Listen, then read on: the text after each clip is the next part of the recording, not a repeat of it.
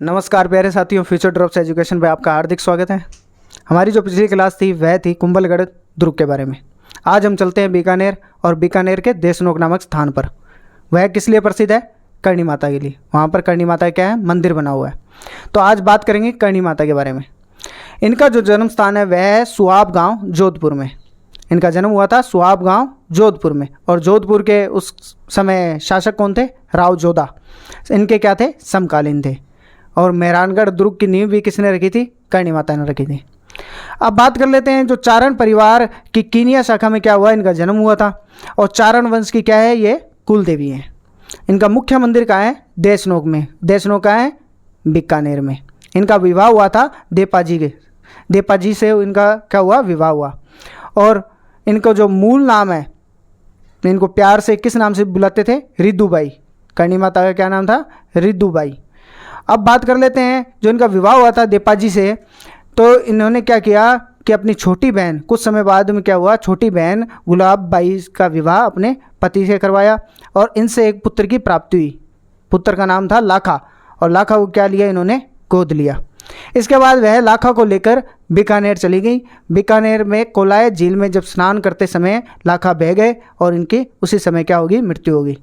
आज भी क्या है, चारण जाति के जो लोग हैं वह क्या करते हैं? कोलायत में झील में स्नान नहीं करते हैं। अब बात कर लेते हैं जो मारवाड़ और जंगल प्रदेश है बीकानेर का, तो राव जो जोधा है वह कहाँ के शासक थे? वह थे मारवाड़ के शासक। मारवाड़ के शासक थे राव जोधा। उनके पुत्र थे राव बिका। अब बिका जब मारवाड़ छोड़कर जंगल प्रदेश की ओर गए, नए एक प्रदेश को स्थापना के लिए चले गए मारवाड़ छोड़कर, तब करणी माता के आशीर्वाद से इन्होंने क्या किया? इन्होंने एक नए प्रदेश की स्थापना की, स्थान की, जो है बीकानेर। उस समय जो करणी माता है वह नेहड़ी या नेहड़ी नामक स्थान पर क्या है? रह रही थी। सर्वप्रथम उनका वही स्थान था, नेहड़ी स्थान। वहाँ पर वह तेमड़ाए माता है, इनकी क्या है कि जो पूजा करती हैं। करणी माता की इष्ट देवी थी तेमड़ाए माता। फिर जो राव बिक्का हैं वह करणी माता से मिलने गए और उस समय उनसे आशीर्वाद लिया। आशीर्वाद लेकर जंगल प्रदेश जो बीकानेर है उसकी स्थापना की। कब की? 1465 में क्या की? स्थापना की। अब बात करते हैं कि जब बीकानेर की स्थापना कर दी राव बिक्का ने 1465 में, तो उस समय क्या इसके आसपास के कई क्षेत्र थे, जैसे जैसलमेर हो गया, जोधपुर हो गया, तो ये क्या है आपस में लड़ते थे। यानी अपनी सीमा को बढ़ाने के लिए क्या गए, एक प्रदेश से दूसरे प्रदेश में क्या है हमला करते थे, आक्रमण करते थे। तो उस समय क्या हुआ, जो करणी माता के आशीर्वाद से या उनके पास करणी माता क्या है कि जो जैसलमेर और जो बीकानेर की सीमा के बीच में एक गांव पड़ता है, वह दियात्रा नामक गांव, वहाँ पर इन्होंने सुलह कराया जैसलमेर और बीकानेर की सीमा पर। और वहीं पर क्या है, घिनेरू की तलाई। दियात्रा गांव कहाँ है? बीकानेर में। और दियात्रा गांव में एक घिनेरू की तलाई, वहाँ पर इन्होंने अपना देह त्याग किया। 151 वर्ष की उम्र में इन्होंने क्या किया? देह त्याग किया। वहीं पर उनकी समाधि बनी हुई है। देशनोक जो में राव बिक्का ने क्या है कि देशनोक क्या है, एक नाक थी बीकानेर की, क्या है? नाक। तो वहीं पर उन्होंने क्या है, करणी माता ने क्या किया?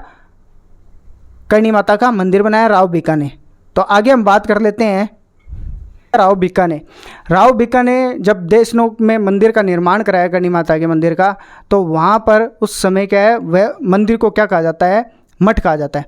अब मठ जो करणी माता का मंदिर है जो देशनोक में, उसे क्या कहा जाता है? मठ। वहाँ पर है जो सफ़ेद चूहे हैं उन्हें क्या कहा जाता है? काबा। और सफ़ेद चूहे काबा को देखने का शुभ माना जाता है। चारण जाति के लोग इन्हें क्या है अपना पूर्वज मानते हैं। सफ़ेद चील क्या है? करणी माता के जो दूसरा स्वरूप भी मानी जाती है, यानी सफ़ेद चील देखना क्या है? सौभाग्य की बात है, अच्छा माना जाता है। चूहों वाली देवी भी कहा जाता है करणी माता को। और बात कर लेते हैं जो मंदिर का निर्माण है, देशनोक के जो मंदिर का निर्माण कराया था राव बिक्का ने, जो अब हम वर्तमान स्वरूप में देख रहे हैं मंदिर को, वह महाराजा गंगा सिंह द्वारा इसका पुनर्निर्माण करवाया गया। चारण वंश की कुल देवी है करणी माता। और बीकानेर के राठौड़ों की क्या है? आराध्य देवी भी क्या है? करणी माता। कुल देवी है जिस कुल में जन्म हुआ है माता का, तो उस कुल की क्या है? कुल देवी। और आराध्य देवी है वह राठौड़ वंश की, जो बीकानेर के राठौड़ वंश है उनकी क्या है? आराध्य देवी। अब बात कर लेते हैं जो मेला है करणी माता का मेला साल में 2 बार बढ़ता है, एक है चैत्र नवरात्र और एक है अश्विनी नवरात्र। इन दो जो साल में 2 बार बढ़ता है, कब कब, एक चैत्र नवरात्र को और एक अश्विनी नवरात्र को। तो आज जो हमारी क्लास थी करणी माता की वह यहीं समाप्त होती है। आगे भी रोचक तथ्यों के साथ अगली वीडियो में आपसे मुलाकात करेंगे। जय हिंद, जय भारत।